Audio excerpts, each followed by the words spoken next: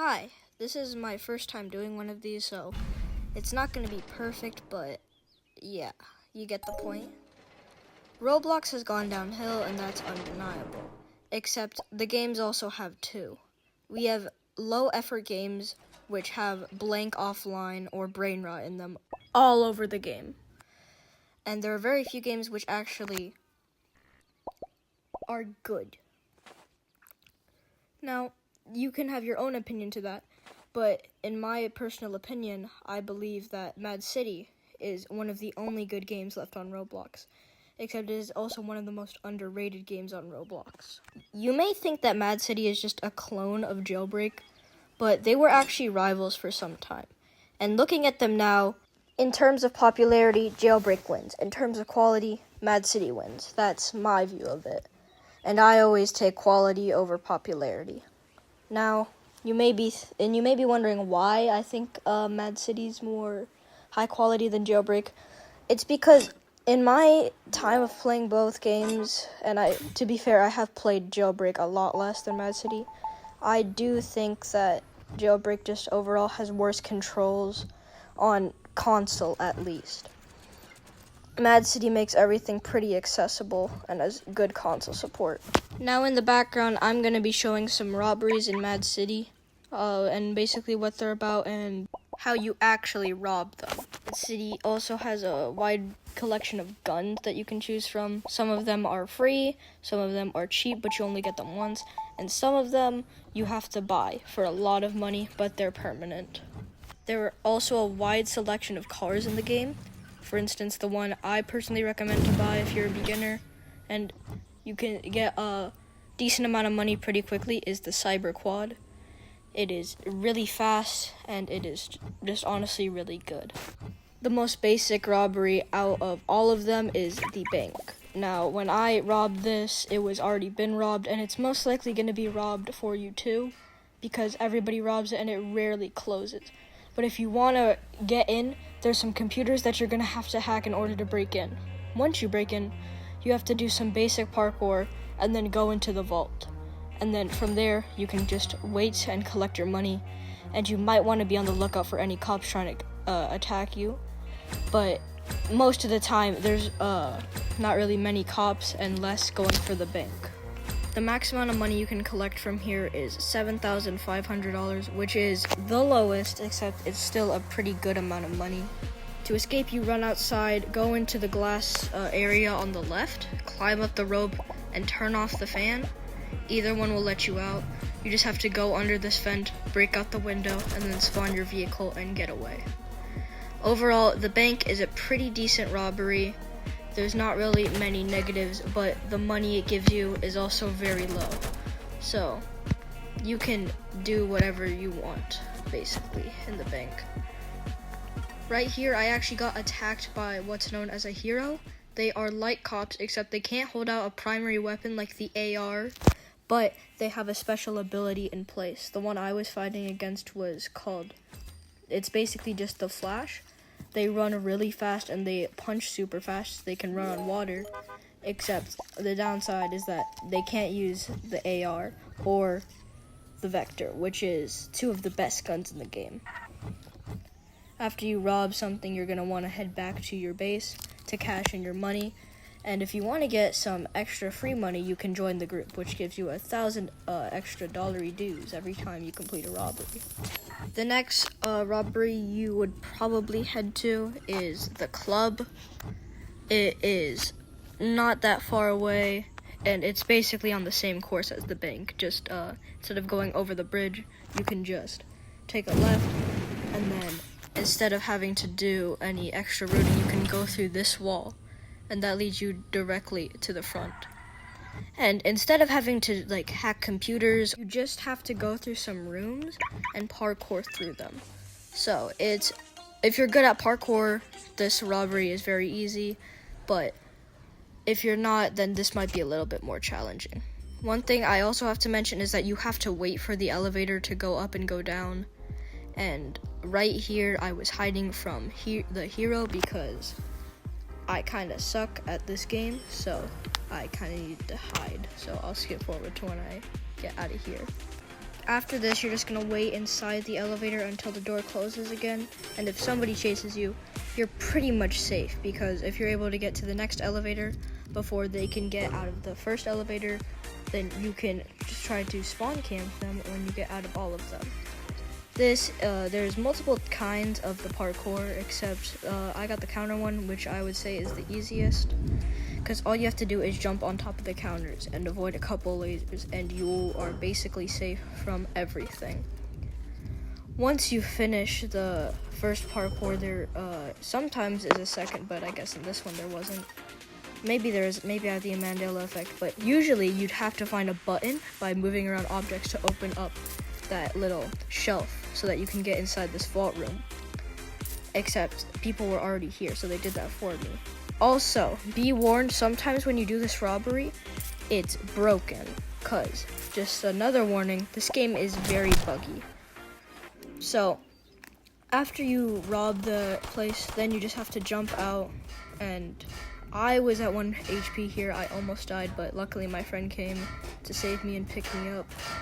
So, yeah, he saved me. The robbery may not seem worth it because it gives you only $8,800, so I would say it's worth it because it's really fun. But if you're just going for the money, then yeah, it's probably not worth it unless it's one of the only things open. Like if it was just the bank in it, then you would go for it, but otherwise there's not really just any other purpose for it. The next robbery is going to be the jewelry store, which is a pretty good pick as it gives a good amount of money and it's fairly easy to rob. And this time you'll actually get to see me getting into it because it just opened. And you can also see that things open on the top of the screen. Basically, when you get inside, all you have to do is break these cases and that will give you money. You can also blow up a vault to find a diamond and explode that and get the diamond with C4. Or you see that diamond right there, you can also grab that. And I'm pretty sure each diamond gives 5,000 or 4,500. So you get $9,000 from this robbery, which is really good. And there's also 2 ways to escape. Either through the door on the left, after doing some parkour, you can get in there and escape through the front, but it's really risky. Or the way that me and my friend went, where we just ran through, jumped through this window after breaking it, spawned a vehicle, and went away. Sometimes after you rob it, then it will teleport you to the front with all the AI cops, and you might die. So you just want to be careful if you rob it a bit after it's open. So yeah, overall it's a really good robbery, good amount of money, pretty easy to rob, and the only real threat are the AI cops or if there's a cop hiding in there. Now the next robbery is going to be the resort. It is pretty far away, so you're going to want to have a fast vehicle or just fly with the helicopter you spawn with. Now, a special thing about the resort is that the resort in the front has some coin buckets and money stacks that you're able to pick up. And they don't go into your wallet, they just go directly into your account at the bottom left. And they don't really give a lot, because they give like 100 for the coin bucket and 500 for the stack of cash. That's why people don't really go for them, but it's still like a cool thing to have. And also, to rob the resort, there is way more things you need to do than usual, which I guess makes sense. You always have to watch out for cops following you because it's pretty open. And you have to do this hack thing where you have to click on the red lines that'll cause you to open the door. And then there's immediately another puzzle after you get through here where you have to turn on some computers. And the reason I'm calling them a puzzle is because sometimes they're tricky to turn on. And you have to turn on both of them. Before you had to have both people turn them on at the same time, but now you don't have to. Another special thing is that the resort has one of 2 key cards in the game. This one allows you to get the jetpack from the jetpack jumper arcade machine, and it just basically allows you to fly. You're gonna wanna go through the lasers and then open up the door with a lever and then run to the vault, where you wanna open it up and then hold until you get into the green box, and then your drill will drill through, and if you hold it for long enough, then you're good. In order to actually get the money, you're gonna have to go into this little Mission Impossible type thing after breaking some glass, and what you're gonna have to do is collect the diamonds. Now, they are randomly generated, but I got lucky and I got 2 at once. The max you can get is 2 diamonds, and that gives you $10,000 to your wallet. And to get out, you don't have to backtrack that whole way. There's actually an elevator you can get into that allows you to get out of the resort pretty easily, but there's a downside. It's very buggy. Sometimes it'll teleport you underneath the elevator out of bounds. To get out of that, you have to go over to the beach, spawn the base boat, get in the driver's seat, and jump out, and then you'll glitch through the floor. The only downside I can really see to this is that its cops are very easily able to kill you, and that it's also really far away from the criminal base, so it might not be worth it, but what am I saying? Of course it's worth it. You get a freaking jetpack. The next robbery, and arguably the best robbery, is the pyramid. It gives the most money, and it is also really close to the criminal base. So, it's just a win in general. Except it's also the hardest to get into. So you want to jump through the top, and once you get inside, you're going to get one of 2 things. Either a room with 3 corridors that you have to parkour through, light all of the matches, and then run through a little boulder parkour area, or what I'm doing right now. And after you complete all of it, you're going to want to steal the jewels, go through the portal, and glide back down to the criminal base.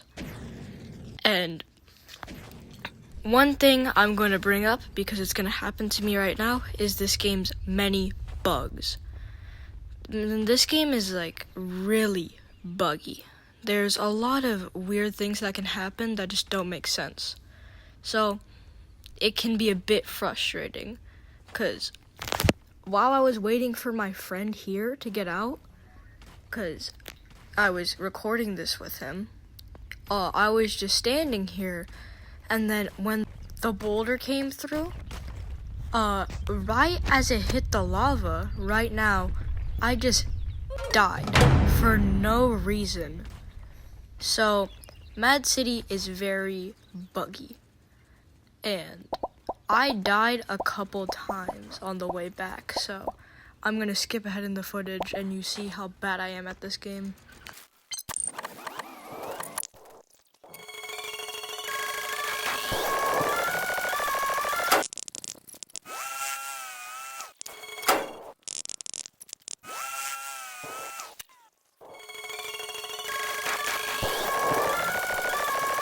So, once you beat the boulder part, you're able to collect these jewels that each give you 1,100, which means you're gonna have to collect 10 of them. And after you collect the 10, and if other people don't steal it from you, then you have to climb on top of the ladders or the scaffolding, get on top, and then finally go through the ancient portal thing, and then you're just able to either go on the zip line directly into that little hole, or you're able to just glide to base. Now, I just think the zip line's faster, but you can do whatever you want, so yeah. That's it. This was my first attempt, so it's kind of bad. There's not really gonna be much editing, and I hope I can do something better for my Abzu video that I'm gonna be working on next. You should check the game out. It's really good. I'll be making a video on it sometime. My schedule's kind of bad. So, see ya!